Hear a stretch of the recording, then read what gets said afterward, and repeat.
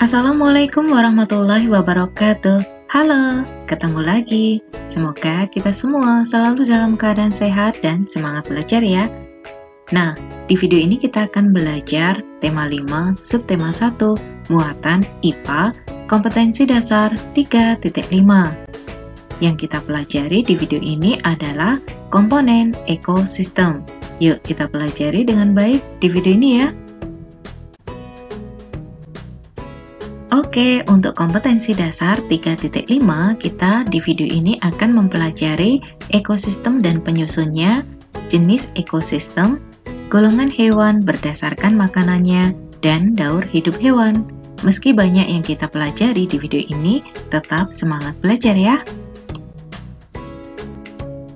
Materi yang pertama, ekosistem. Kita perhatikan contoh gambar ekosistem berikut ini. Apa sih yang dimaksud dengan ekosistem? Ekosistem adalah interaksi atau hubungan antara makhluk hidup dengan benda tak hidup pada suatu lingkungan. Lingkungan sendiri artinya adalah segala sesuatu yang berada di sekitar makhluk hidup.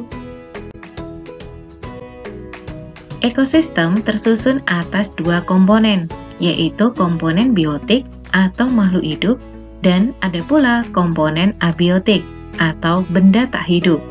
Yuk kita analisis apa saja komponen biotik dan apa saja komponen abiotik.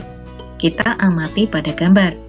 Komponen biotik atau makhluk hidup, misalnya tumbuhan, hewan, manusia, jamur, dan bakteri. Sedangkan komponen abiotik atau benda tak hidup, misalnya sinar matahari, udara, misalnya gas oksigen dan gas karbon dioksida. Selanjutnya ada tanah, air, dan batu. Di dalam ekosistem terdapat satuan penyusun. Kita amati pada gambar. Ada satuan penyusun berupa individu. Individu adalah makhluk hidup tunggal. Contohnya seekor rusa, sebuah pohon, seekor semut, dan lain-lain. Kemudian satuan penyusun berikutnya adalah populasi. Populasi adalah kumpulan beberapa makhluk hidup yang sejenis. Contohnya sekelompok kijang, serumpun bambu, sekelompok kerbau, dan lain-lain. Kemudian satuan penyusun berikutnya adalah komunitas. Komunitas adalah kumpulan atau beberapa populasi di suatu lingkungan tertentu. Misalnya, gabungan populasi rumput, populasi zebra, populasi kijang, dan populasi singa yang terdapat di padang rumput. Dan berikutnya adalah ekosistem. Ekosistem merupakan gabungan antara komunitas dengan komponen abiotik. Nah, baik itu individu, populasi, atau komunitas memiliki tempat hidup berupa habitat. Habitat adalah tempat tinggal makhluk hidup. Jenis ekosistem dibedakan menjadi ekosistem alami dan ekosistem buatan. Ekosistem alami dapat berupa perairan, misalnya sungai, laut, perairan payau, rawa, dan danau. Kemudian ada pula yang berupa darat, misalnya hutan, padang rumput, padang pasir, tundra, dan taiga. Selanjutnya ekosistem buatan. Ekosistem buatan merupakan ekosistem yang terbentuk karena pengaruh manusia. Contoh ekosistem buatan yang berupa perairan, misalnya kolam, waduk, tambak, bendungan. Dan yang berupa daratan, misalnya sawah, ladang, dan hutan produksi. Secara khusus, di video ini kita akan membahas contoh ekosistem alami. Contoh ekosistem alami misalnya ekosistem hutan hujan tropis, yang berupa hutan yang selalu basah dan lembab. Biasanya ekosistem ini ditemui di daerah Khatulistiwa. Contoh berikutnya adalah ekosistem sabana. Ekosistem sabana merupakan padang rumput yang dipenuhi oleh semak, perdu, dan diselingi oleh beberapa jenis pohon. Contoh ketiga, ekosistem stepa.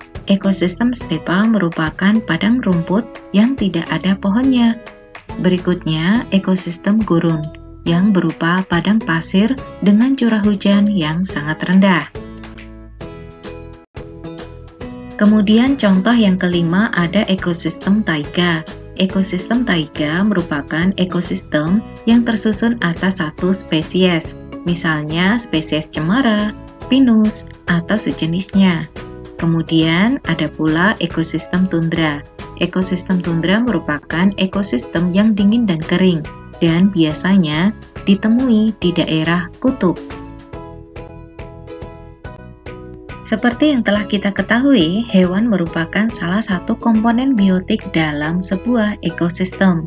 Nah, hewan tersebut dapat dikelompokkan berdasarkan jenis makanannya.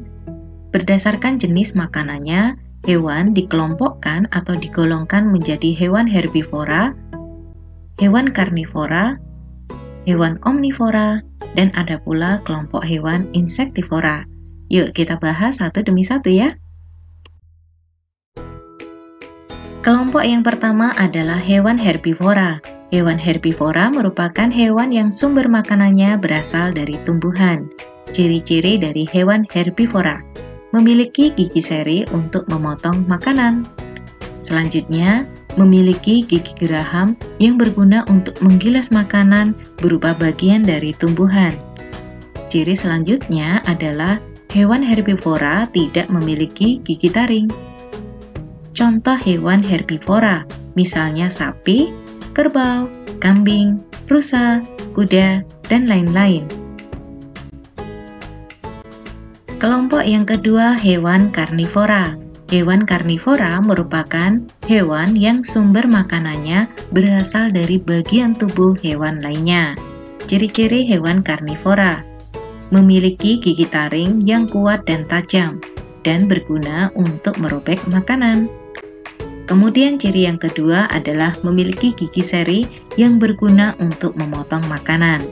Ciri berikutnya, gigi gerahamnya rata, namun tidak dominan.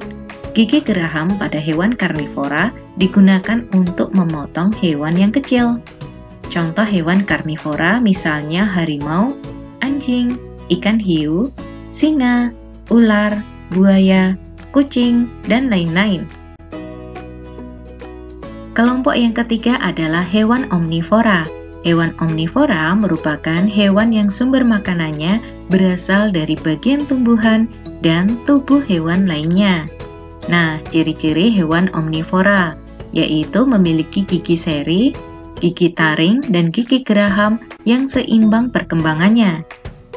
Gigi seri dan gigi taring pada hewan omnivora digunakan untuk saat memakan hewan lainnya. Sedangkan gigi seri dan gigi geraham digunakan untuk saat memakan bagian tumbuhan. Contoh hewan omnivora, misalnya monyet, ayam, gorila, musang, babi, tikus, dan lain-lain. Kemudian kelompok yang keempat adalah hewan insektivora. Hewan insektivora merupakan hewan yang sumber makanannya berupa serangga. Ciri-ciri dari hewan insektivora: yang pertama, biasanya berukuran tubuh kecil. Kemudian daerah olfaktore atau pembau atau daerah hidung lebih panjang daripada daerah kranialnya atau tengkorak. Ciri berikutnya, biasanya hewan insektivora memiliki lidah yang panjang yang digunakan untuk menangkap serangga. Contoh hewan insektivora misalnya ada kadal, cicak, katak, bunglon, terenggiling, dan lain-lain. Makhluk hidup merupakan komponen biotik dalam sebuah ekosistem. Makhluk hidup tersebut mengalami daur hidup. Nah, apa sih yang dimaksud dengan daur hidup? Daur hidup adalah suatu proses yang menandai perkembangan suatu organisme atau makhluk hidup sejak memulai hidupnya sampai bereproduksi untuk mempertahankan kelangsungan jenisnya. Daur hidup pada hewan ada yang tanpa mengalami metamorfosis dan ada yang dengan mengalami metamorfosis. Lalu apa sih itu metamorfosis? Metamorfosis merupakan proses perubahan penampilan fisik dan struktur tubuh setelah kelahiran atau penetasan. Metamorfosis sendiri dibedakan menjadi dua, yaitu metamorfosis sempurna dan metamorfosis tidak sempurna. Contoh hewan yang mengalami metamorfosis sempurna adalah kupu-kupu, katak, lalat, dan nyamuk. Kemudian contoh hewan yang mengalami metamorfosis tidak sempurna adalah kecoa, belalang, jangkrik, dan capung.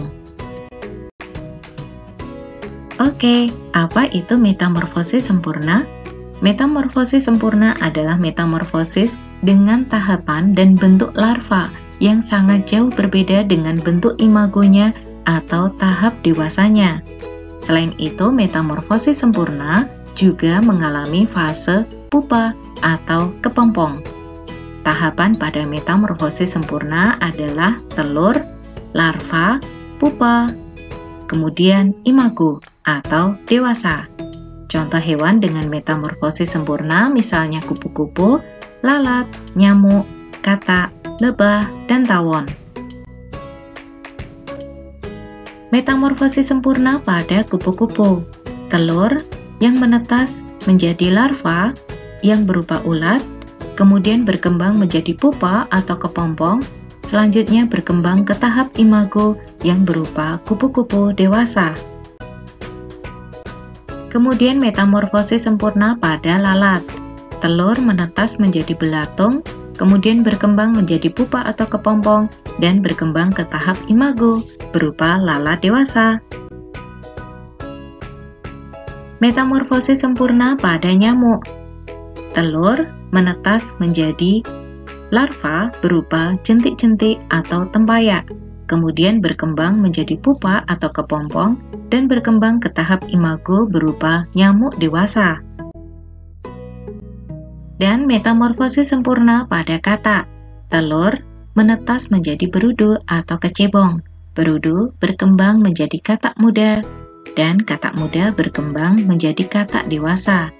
Nah, terlihat bahwa pada metamorfosis katak tidak ada tahapan pupa atau kepompong. Tapi, kita juga bisa mengamati bahwa bentuk tubuh pada tahap larva atau berudu sangat berbeda dengan tahap dewasanya, sehingga metamorfosis pada katak termasuk metamorfosis sempurna. Selanjutnya, metamorfosis tidak sempurna. Metamorfosis tidak sempurna adalah metamorfosis dengan tahapan dan bentuk nimfa atau tahapan mudanya tidak terlalu berbeda dengan bentuk imagonya atau tahap dewasanya. Nah, tahapan pada metamorfosis tidak sempurna adalah telur, nimfa atau muda, selanjutnya imago atau dewasa. Contoh hewan dengan metamorfosis tidak sempurna misalnya kecoa, belalang, jangkrik, capung, rayap, kutu daun, dan laron. Metamorfosis tidak sempurna pada kecoa atau lipas. Telur yang menetas menjadi kecoa muda atau tahapan nimfa, selanjutnya berkembang menjadi kecoa dewasa atau tahapan imago. Metamorfosis tidak sempurna pada belalang. Telur menetas menjadi belalang muda atau tahapan nimfa, selanjutnya berkembang menjadi belalang dewasa atau imago. Metamorfosis pada jangkrik.